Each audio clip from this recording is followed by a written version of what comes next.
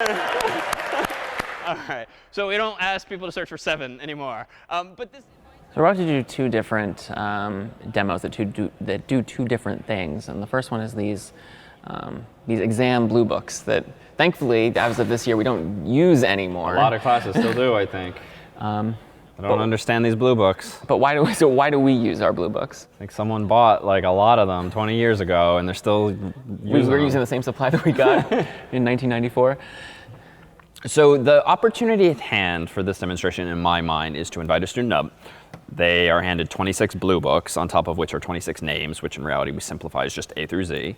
And the goal is to have a student not struggle, so to speak, with the sorting of a pseudo-random permutation of these books to see really how they do it. This is not hard, so long as you know your A's through your Z's. Like, it's easy to do, but it's interesting, I think, to observe the student do it and have him or her verbalize what it is they just did and see if we can glean from that experience some germ of an idea, something algorithmic that we can then formalize. Right, because usually when you're sorting, you're just looking at it, you're thinking about it. You're not saying, well, I'm going to put the E after the, yeah, I'm saying, well, this is the E, so it's going to have to go after the D. I'm going to put it in this pile temporarily while I figure out what to do with the rest of it.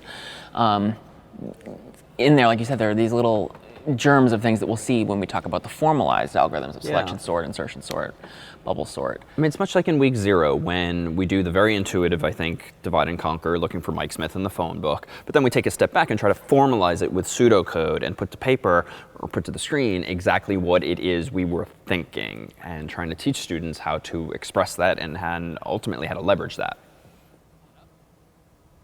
The downside, I will say, of a demo like this is you never know what you're going to get in the way of the actual student's experience. Sometimes it goes well, sometimes it doesn't go well. In terms of the pedagogy of it, sometimes the student does it so quickly or so well, accidentally or algorithmically, that there's not much to talk about. And so the reality is it's actually nice when a student struggles a little bit or gets hung up for a moment, has to think, because that's an opportunity to jump in and say, all right, what's the decision point here, right? Like, what's the fork in the road, the decision you're trying to make?